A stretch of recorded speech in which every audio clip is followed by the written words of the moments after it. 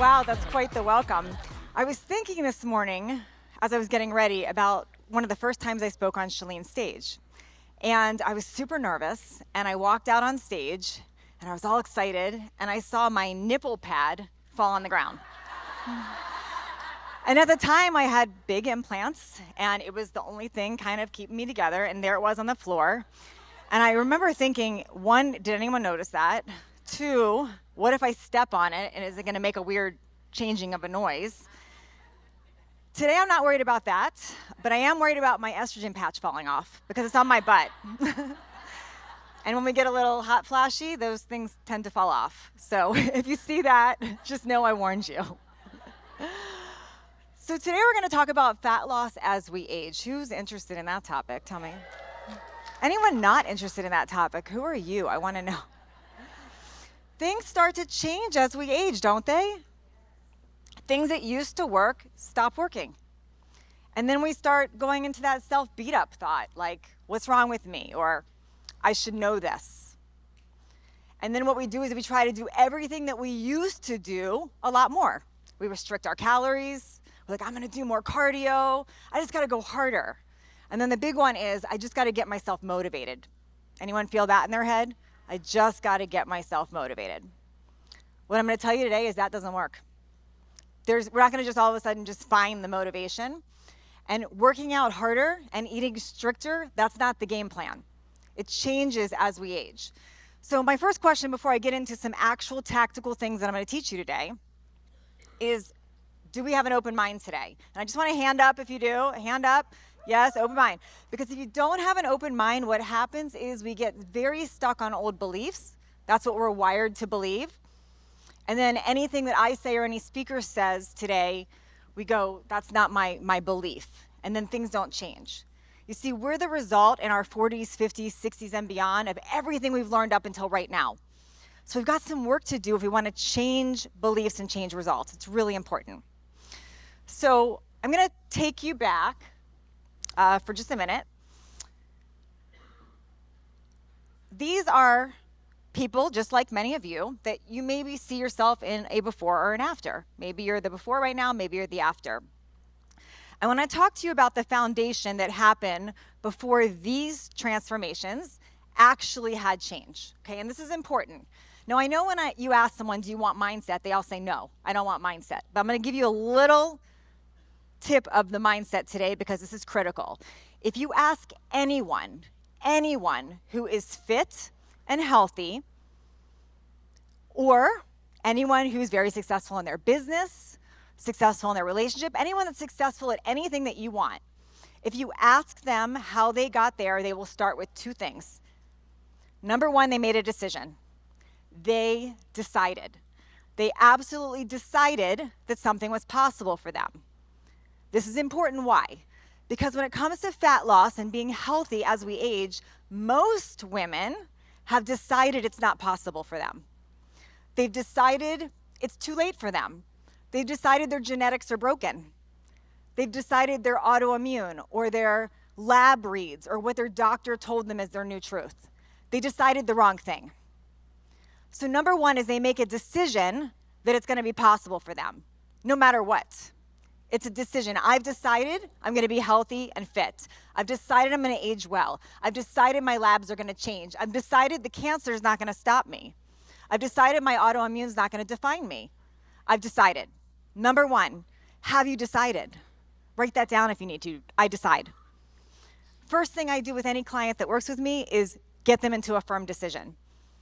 Number two, vision. Alicia just touched on it a little bit. Vision is deciding who that future version of yourself can be. And you can dream. This is Nicole in the picture right here, with the red dress. When I met her, she was in the black dress. And she said to me, I've tried everything, nothing works, all the wrong decisions. And I asked her, what has she decided? And she decided she was gonna be healthy and fit. But I asked her another level question, and I'm gonna ask you right now. I asked her what her vision was. What's her possibility? Now, Alicia touched on vision. I wanna give you another level of that. Vision is getting really clear on that future version of yourself and thinking through what that would feel like, look like, and be like. Nicole, for example, in the red dress here, When it was the one in the black dress, she described to me with great detail, she would be the woman walking in a room wearing a red fitted dress. She was going to feel attractive. She was going to walk in a room like this and all heads were going to turn and they were going to go, I want what she's got. What is she doing? She looks amazing. She looks confident. She had that vision of herself. So every time she went to go eat healthy food or come to a conference like this or work out or go for a walk or do anything, she made a decision she would operate from that future version of herself. So as the girl in the red dress, she would make decisions from there. That's vision. For change, you need 3 letters. DVA. Decide, vision, and then the actions. And I'm going to talk to you about actions today. But it's important that I point out first that actions only work if they are layered on top of a decision or vision. I can give you the best nutrition plan in the world, the best workout. Heck, I could give you GLP shots. I could give you hormone replacement. I can give you all of it. If you do not layer it on decision and vision, it will not work. It will not work. The other little FAT, I want to talk about that before I get into tactical. Most people say that spells fat. I say FAT is false assumed truths. Many of us have false assumed truths. Those are beliefs that we're holding on to that are not factual. Now, a diagnosis might be factual. Your doctor said you have this. What it means for you is not factual. This is Kristen on the other slide here. She, when I met her, the blue top, type 1 diabetes her whole life, since she had been a toddler, grandmother, mother, A1C out of the limits, super high risk for everything, high markers on all of her labs, totally depressed, no energy, had tried everything. The story she had in her head was she's a type 1 diabetic, she has one autoimmune, it's led to another, she's now Hashimoto's, all these labels, it's not possible for me. This was her story. So she had to recognize, and I want you to recognize too, that she had a false assumed truth, the fat, holding her back. And until she decided that she was going to be an example of that girl with 2 autoimmunes that busts through it and can get healthy, until she recognized that, nothing was going to change. So the next thing she had to do was start killing the fat. So a little takeaway for you is, and write this down, I'm going to kill the fat. Kill the fat means you're going to start paying attention to that voice in your head that's telling you why things won't work. And you're going to start rewriting that script. If you need help with it, find me today. Let me help you with it. But if you've got a story, whenever someone comes up to me and they list out all their ailments, I say this, and you can say this to your friends. And don't think I'm a bitch when I say this to you today, because I'm just giving you the warning. I'm going to say, do you want my empathy? Do you want me to validate how you're feeling and what you're saying, or do you want to actually get results? Period. Okay? Okay, why do I share that stuff first? Well, if I could have my dream house, it would be on sand by the beach. It'd be pink with flamingos and palm trees. That would be my beachfront property, right? That's my dream house. Now, the problem with my dream house is if you build something on sand, it could be the most amazing pink house ever, but if there's a storm or the weather changes or the tide comes up, my house is going to disappear, right?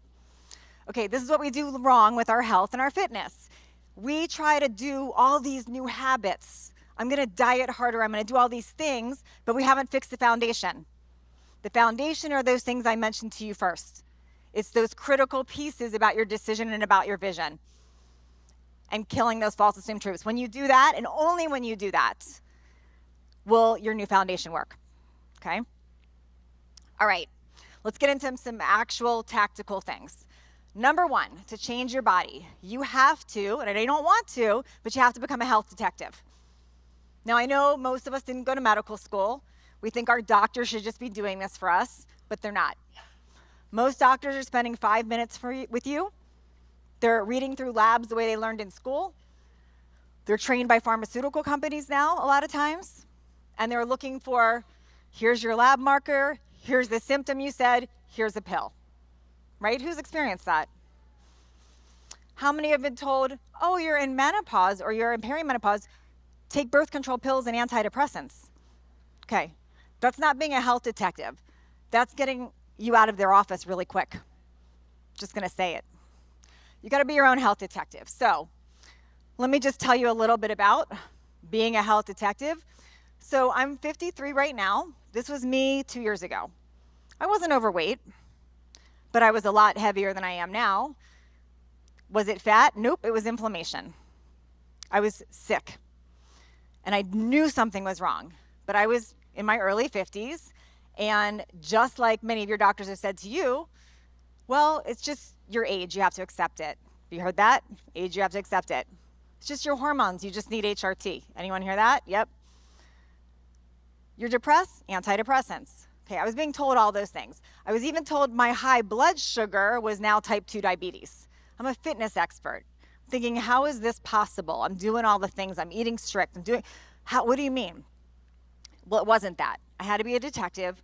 Now, it's different for all of us. For me, it was a lot of inflammation because what happens as we age, a lot of things start catching up with us. You heard of toxic overload? Toxic overload. So yes, everything's toxic, but as we age, things are starting to compound. So these are important things that we need to be looking at, and not just accepting my blood sugar's high, my gut test shows something not amazing, my thyroid's off, but asking why. Why? Asking why. And there's an order of operations for everything. And whoever you ask might have a different opinion. My order of operations happens to be gut health first, looking at your gut. If your gut's not working functionally, nothing else is going to matter. Your hormones are going to be a mess, your blood sugar, all of it. Next, I would say thyroid. Is your thyroid optimal? After that, I'm going to say, let's look at your blood sugar and your cortisol. What's happening there? No, an A1C in the mid-5s is not ideal. You want your A1C low 5s or even in the 4s. That's your blood sugar over a 3-month period of time. If your blood sugar is not optimal, we run the risk of type 2 diabetes, more cancers, dementia, so much linked to that. Looking at our DNA, understanding how is our DNA, not as an excuse, but are we wired a little different than other people? Do we methylate things differently? Maybe being a vegan isn't great for me. Maybe being carnivore isn't great for me. Understanding a little bit more of that. We have to be a detective. This isn't just slapping hormones on, it's being a detective and asking questions. Then let's get into the obvious. And I'm going to talk about these obvious things. And some of you might roll your eyes and go, okay, this is basic, Natalie. But I'll tell you from my experience, and I've helped hundreds of thousands of women, they're not doing this. They are not doing this. So number one, are you eating primarily an unprocessed natural food diet? Primarily what does that mean? That means foods that once grew. Foods that you can pronounce the ingredients. If you are living off of shakes and bars, that is not an unprocessed food diet. If you're just reading labels and looking at calories and fat content and protein, not an unprocessed food diet. Unprocessed natural real food makes a big difference in our bodies. This is meats, this is nuts, this is seeds, this is vegetables, this is fruits. Are you eating unprocessed natural real food? Really important, don't skip that step. Most people will drop pounds just from switching to that. No calorie counting, no macros, just from switching to that. Next, you've heard it before, but protein is king. If we do not eat enough protein, we lose muscle mass. If we lose muscle mass, our metabolism slows down at rest. The more muscle you have, the more calories your body burns at rest. Also, protein helps your brain. It helps regulate your blood sugar. It helps you not have cravings. It helps you not be hungry. And no, you're not getting enough protein from quinoa and beans. I'm sorry. I'm just going to say it. Your protein needs to be pure forms of protein. So quinoa and beans, not the right way to get ideal. You've got to supplement if you're doing just that, okay? You've got to be adding in. Protein is king here. How much protein? Well, I'd love to see people having about 30 to 50 grams per meal. Now that sounds like a lot, right? I know. But it's a lot easier than you think when you start forward focusing with your protein at each meal. You got to think of muscle as your metabolism. Muscle is your metabolism. We don't just get muscle and maintain muscle from lifting weights. We've got to feed it. So protein for that, 30 to 50 grams per meal. And it's also your massive blood sugar regulator. If you lead your meal, you all have seen it. You wake up for breakfast, you have maybe eggs and sausage and some fruit, you feel full all day. You wake up and you have a bowl of cereal or oatmeal, you're hungry an hour later, right? We're spiking our blood sugar and we're creating an issue there.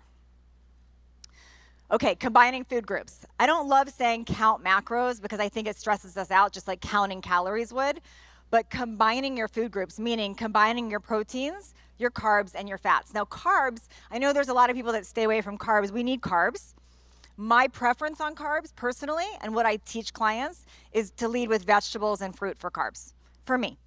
Now, I am not against things like potatoes or other starches, but I'm gonna explain that in just a minute.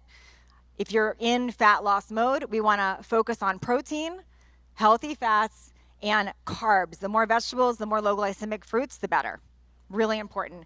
Also, not a fan of a lot of the extreme carnivore or keto, and I'm gonna tell you why right now. I'm an age optimizer, and we need antioxidants. We have oxidative stress coming at us in every single direction. Antioxidant is the opposite of that. Without fruits and vegetables, we cannot heal things. We cannot heal things, and we are going to have rapid aging if we completely eliminate fruits and vegetables. I don't buy it when someone says, I changed my whole life, I feel totally better, all I eat is protein and organs. Okay, talk to me in a few years. I think what's actually going on is you have a poor gut, and now your gut's not tolerating anything but protein, so you think you're bypassing something, but you never got to the root of the problem. So we need fruits and vegetables. Grazing's also out. How many of us learned in the freaking 90s to eat every 2 hours or your body was gonna eat its own muscles? Anyone learn that? Yeah. Okay, that came from the bodybuilding world. And the reason that came about was to put on muscle, we wanted to be able to digest and process enough protein at a given time to build and add weight. Okay, but grazing, I want you to picture my cow every time you think of grazing now. Cows graze. We don't wanna look like a cow. Okay? When we go to fatten cows up, we feed them food all day, grains all day, right? Let's not graze. Every time your body's eating and grazing, you're secreting insulin. When you secrete insulin, you're not burning fat. You cannot burn fat while secreting insulin, so grazing is out. What I'd love to see is modified fasting between meals. So what does that mean? Well, there's a lot of science behind fasting. I'm gonna be careful not to run over my time, so I'm not gonna get into all the science here, but the ideal number is you wanna go at least 12 and a half hours, overnight of not eating.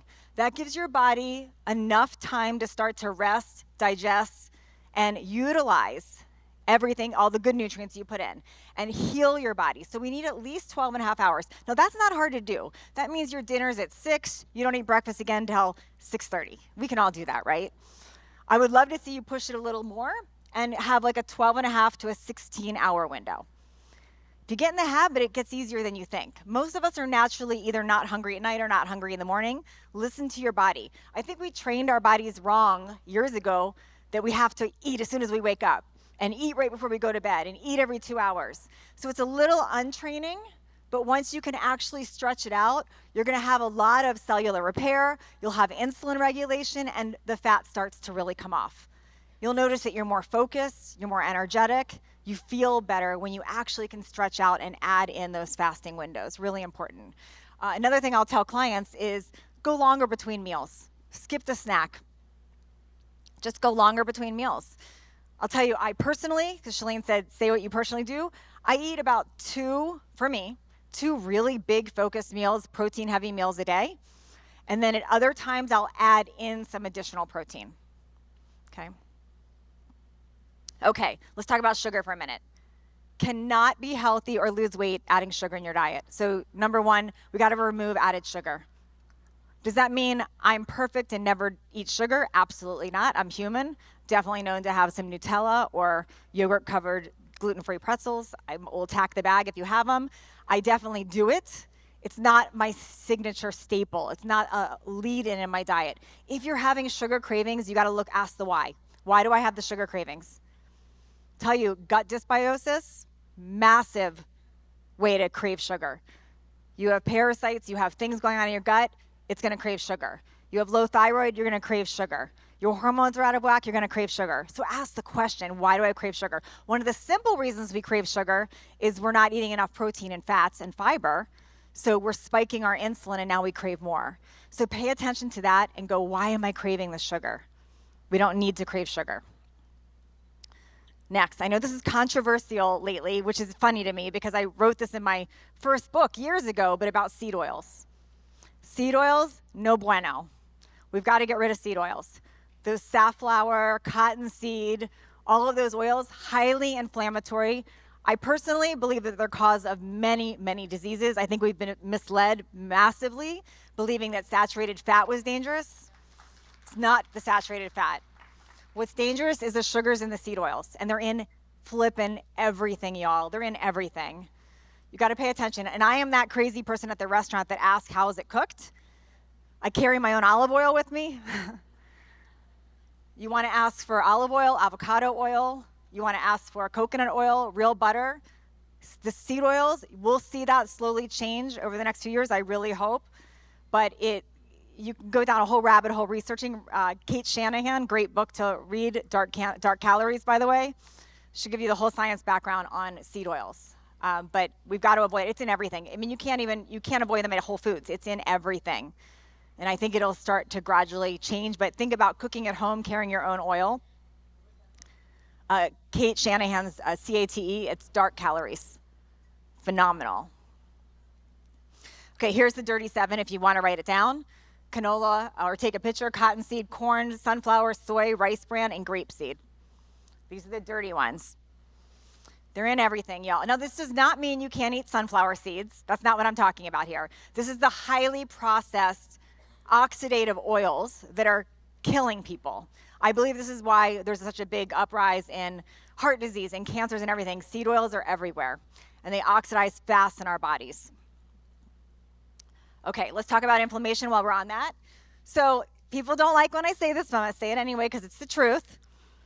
If you want to get unflamed and untoxic and lose weight, you got to give up 3 things. You got to give them up right now. Not forever, but right now. Grains, dairy, sugar.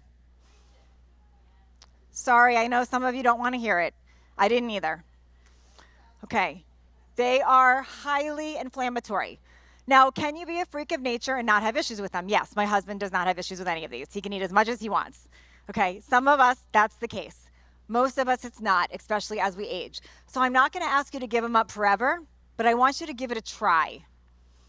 If you can eliminate these things a week, 2 weeks, even a month, you are going to notice massive changes in your body. Notice I didn't say give up carbs. I said grains. So highly inflammatory. Now, some people, once your gut's dialed in and you're healthy, you can absolutely add things back. I can eat dairy, no problem right now, no issue. But when you are learning to get your body healthy, you got to give them up. Especially if anyone in pain, if you're in pain with autoimmune or pain, they have to go. They have to go. It'll make a huge difference in all of your pain, your inflammation, everything. Okay, let's talk about deficit for a minute. Everyone loves to calorie count and talk about deficit. So the fact is, yes, it takes 3,500 calorie deficit to lose a pound of fat. That's kind of science fact. 3,500 calories, which is about 500 calories a day, you lose a pound of fat. The issue is, this is a few things I want you to note about calories. Number 1, most people grossly underestimate how many they're eating, and they overestimate how many they're burning. Most of you are not actually burning 500 calories on your treadmill, even though it told you did, okay? So we are underestimating how many we are eating and overestimating how many we're burning. So that's number 1. 2, it's not really that easy to tell exactly how many calories are in something. You pick up an apple, how many calories depends on how ripe it is, how big it is. There's no way to completely accurately track. But yes, you do need to be in some sort of a deficit to release weight. But all calories are not created equal.